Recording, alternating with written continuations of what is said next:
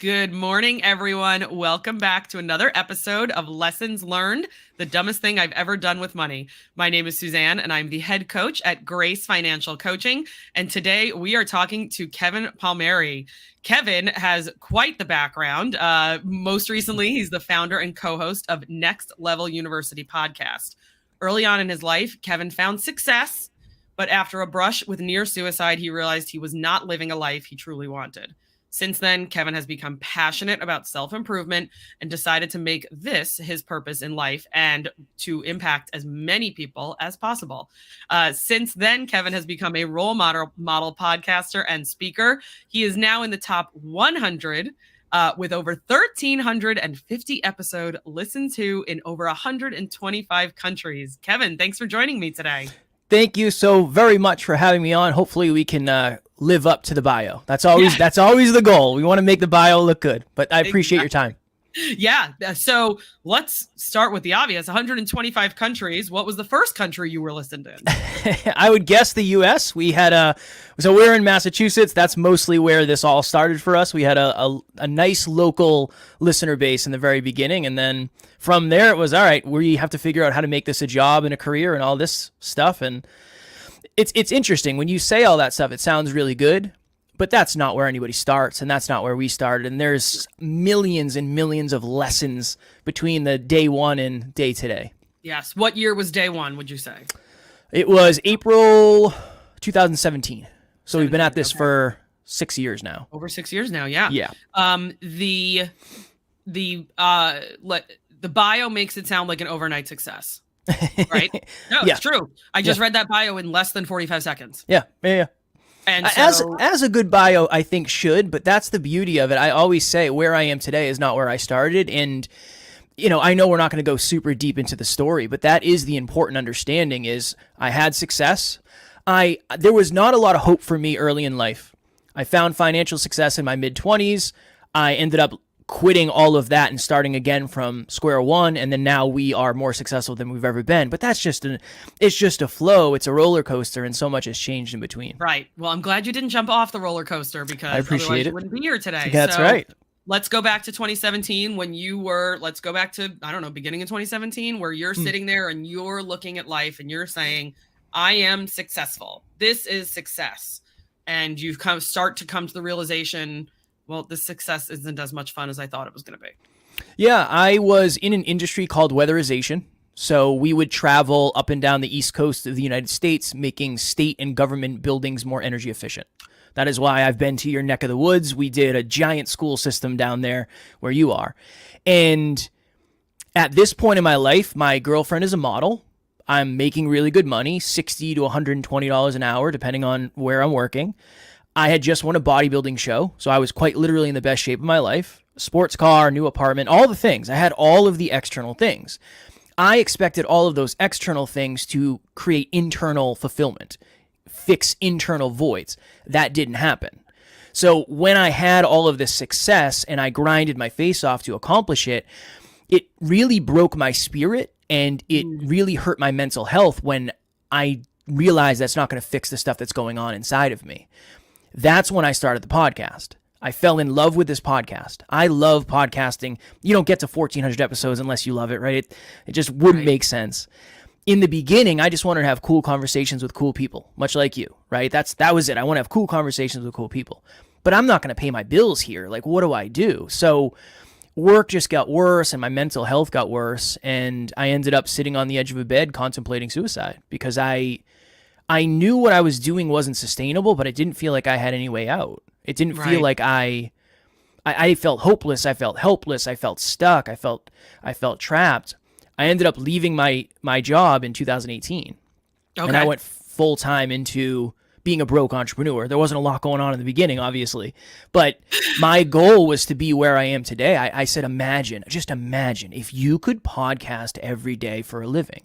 Imagine if I could just wake up and do this every day. And now I have a home studio and I get to wear pajamas, from the waist down. And I'm just very, very grateful. But yeah, for me, it was this awareness that I am not happy. I am not fulfilled. This isn't aligned and I can't do this forever. And then eventually taking the very terrifying leap into what we're doing today. So what did we lose between then and now? And maybe I shouldn't use the word lose. Maybe I should use the term, what did we let go of? The model girlfriend, the sports car, the job. What else left? My girlfriend left. My Okay. girlfriend at the time ended up leaving me, which again, she should have done.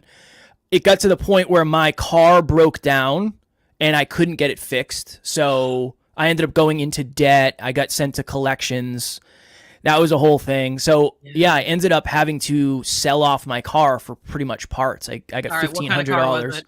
It was a Subaru W.R.A.C.E. It was brand new, yeah. and my husband and I are car people, so yeah. It was brand new. I bought it with, I think it had 6 miles on it in 2013. It was my dream car at the time, and I ended up having to get rid of it because I couldn't afford to fix it.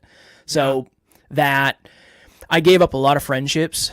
I gave up a lot of freedom of, going on vacations and going to bachelor parties. I don't really do that type of stuff because it's not what's best for the business. And honestly, I couldn't afford it for most of the time. Right. So yeah. You couldn't afford it for a period of time, but it's also, not health wise. Let's not go binge drinking every weekend, right? It's not aligned. You're at that age where plenty of your friends are getting married. I'm sure you're still getting bachelor party invitations, but going to Vegas for 3 days every weekend is not exactly the healthiest. That ain't it. No, that ain't it.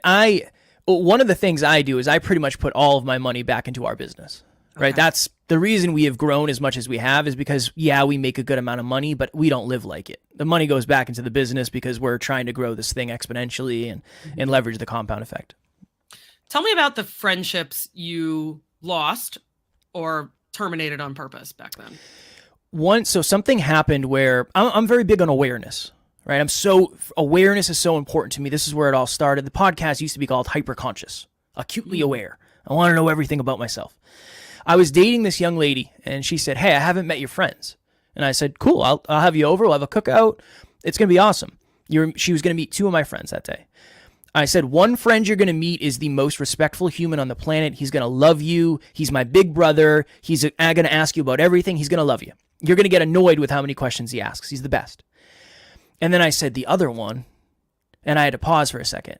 And I said, "He's kind of a jerk. He's going to make jokes at your expense that he thinks are funny, but will probably be offensive. He identifies as a jerk." And I caught myself and I said, "Oh my goodness, imagine if somebody had to introduce me that way.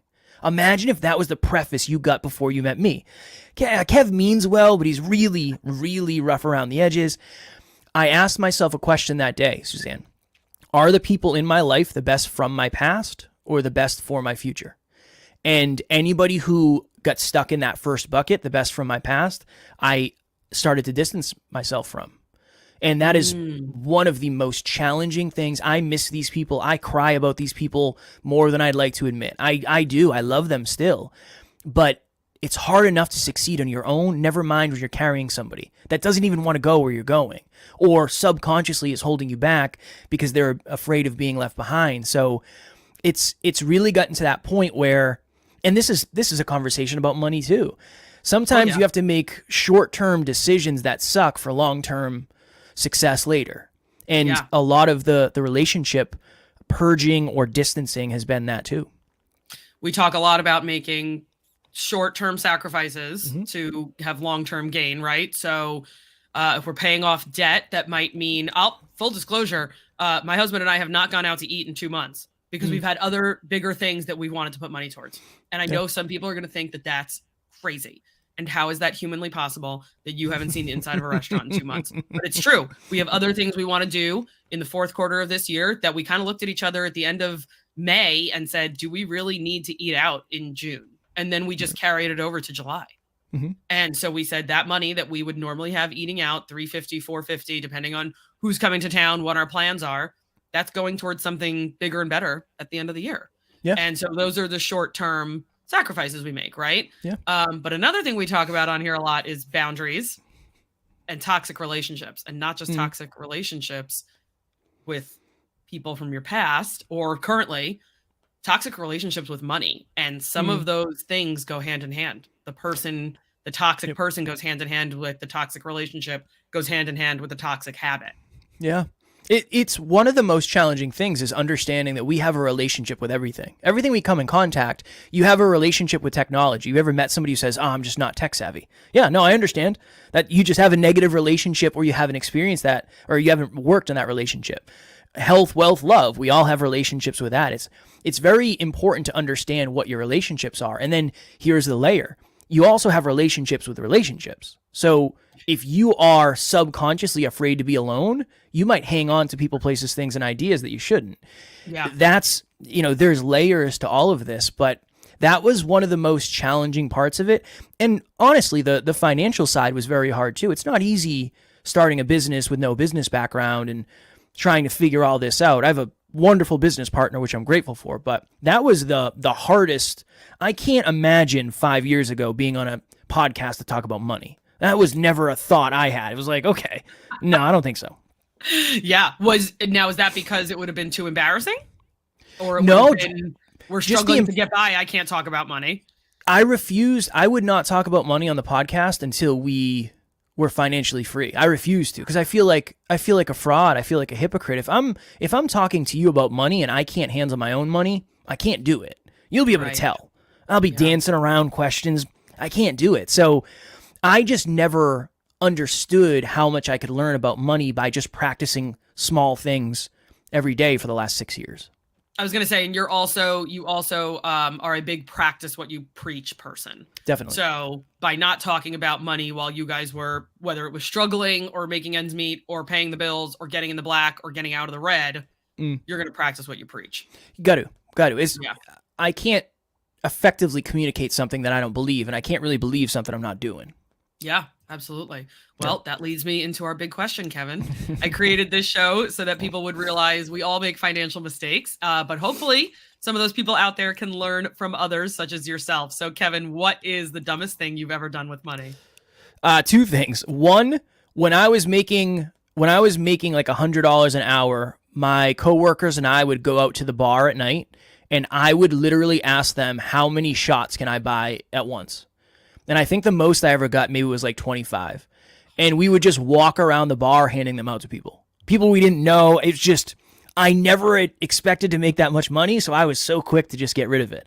That one of them is exchanging money for significance. It's a very, very, very dangerous game to play, because when the money runs out, the significance usually does too.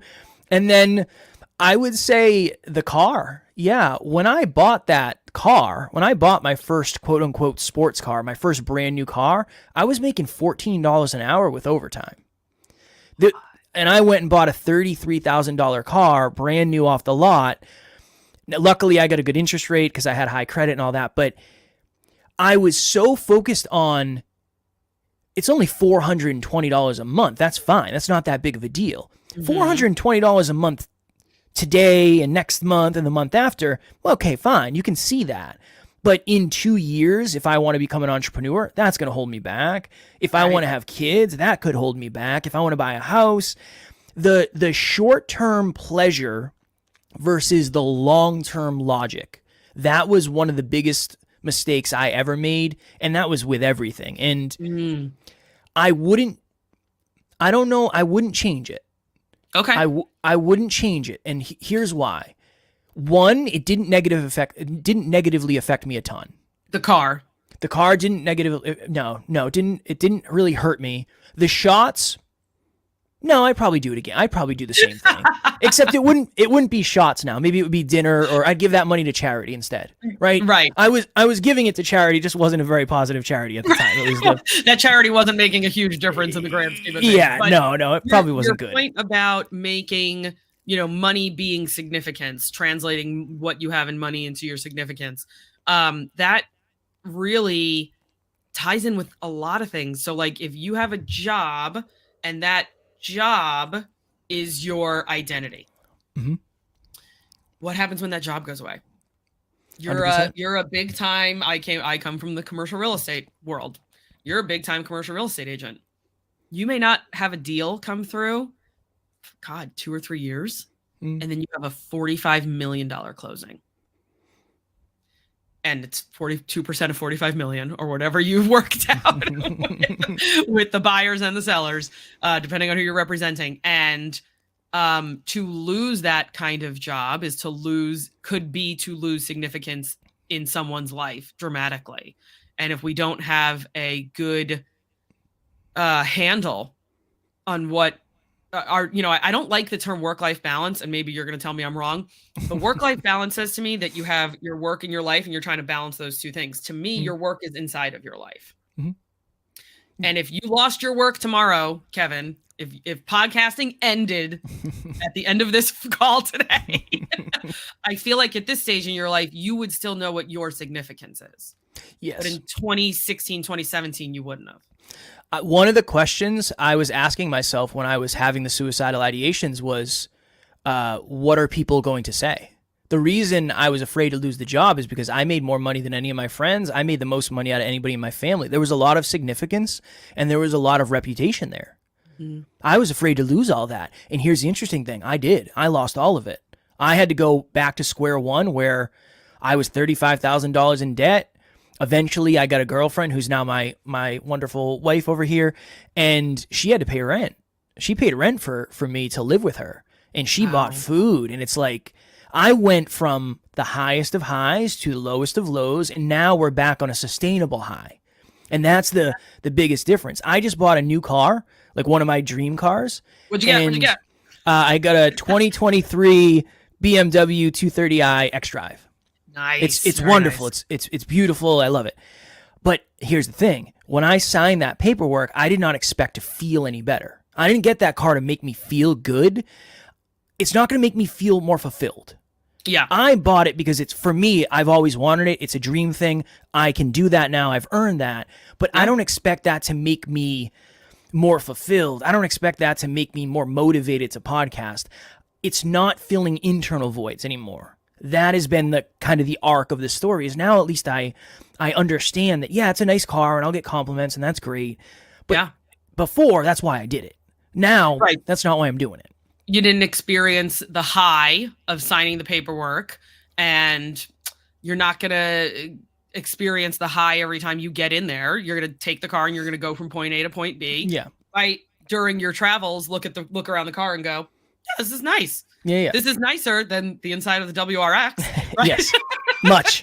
Interior wise, ride wise, the quietness of the car. Yes. Definitely nicer than the W.R.A.C.E. But everything. That's not going to be the reason you wake up every morning. I mean, if you're podcasting from your house, there's going to be days where you're not leaving the house.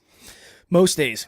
I go to the gym. I try to go to the gym every day, but I have a treadmill here. But yeah, there are some days I don't leave the house. But see, here's the thing. Maybe, let me clarify. Maybe I do get momentary bouts of happiness. When I get in that car, I am very happy. But happiness is fleeting. I don't expect that to carry over to, I got this new car, everything's going to fix itself. So I do have momentary bouts of happiness, dopamine and all that. But honestly, I had a moment after I bought it where I was like, oh my God, I made a mistake. I had a moment, I had that a little bit of buyer's remorse when I started looking at the payment. I was like, oh no, did I do it again? Again, we're in a different place, but that's that old ingrained, unconscious, subconscious feelings I have. Yeah. I was just going to say that it's, I hesitate to use this term, but it is a form of PTSD. You did it once before and it didn't work out. All these other bad things happened, not necessarily because of the W.R.A.C.E., but because of, all the situation surrounding it. That it's hard sometimes as a very conscious person to be able to sit there and say, oh my gosh, did I just put myself in the same situation that I was in 6-7 years ago? Yeah. And how do you fight that? Because a lot of what I do as a financial coach is dealing with the guilt and the shame of past bad financial decisions. And these can be 20 years ago. This can be, you bought the house that ended up being the money pit. You bought the bad house on the block and you guys have struggled ever since. Or it could be, I just got a lease on a car. And by the way, the average lease I think is about to hit $1,000 a month now in America. I just leased a car yesterday and I just realized I can't afford it. So how do you separate the guilt and the shame of the stuff you've done in the very far past, or even the stuff you've done in the recent past? Data. The interesting thing is when I when I went to buy that car, the numbers were just numbers. It didn't matter. It didn't have to hit a certain thing. It's like, will I get approved or not? If I get approved, I'm doing it. Right? That's it. There's a big difference between approval and abundance. Those are two drastically different words. Yeah. So now I went in with the understanding of, okay, this is how much our monthly costs are. This is how much we're making per month. This is the difference. This is an investment in the business. This is a business expense. There's a lot of different things that went on. So part of me thought of it as like a marketing expense. If you want to look success, or if you want to be successful, sometimes you have to look successful, right? That's part of it. I had a friend in San Diego say that to me one time about his industry. Yeah, yeah. So true. It is. I mean, we were talking about our marketing behind the scenes before this. So the simplest answer I could give is I went in with the data to understand whether or not I was actually making a good purchasing decision. It wasn't purely because I had a moment where I called my business partner and I said, hey, it's not as cheap as we thought, just so you know. What are your thoughts? And he said, how much more is it? And I gave him the number. And he's like, honestly, man, what are you going to go find a cheaper deal? Like, you're already there. Just do it. It just makes sense. Your time is more valuable than you go saving $100 a month. We'll just make more money. I went in and I had that moment where I was like, honestly, if I don't get this right now, I'm good with it. And then we ended up doing it. So I know it was based on logic far more than emotion. If anything, and this is the interesting thing, it was based 90% on logic and 10% on emotion. When I got home, I started feeling the emotion and I forgot the logic. It's like it was the other way around when you got home, right? Yeah, when I got home, I was in my feels. Where were you in life when you think you got to that stage of being able to separate the emotion from the data? Because again, a lot of people I work with, they're right on top of each other right now. We could be looking at a budget, sharing a screen on Zoom, and we're both looking at black and white. We're looking at a white screen with black numbers typed on it. I feel nothing about it. I'm the financial coach.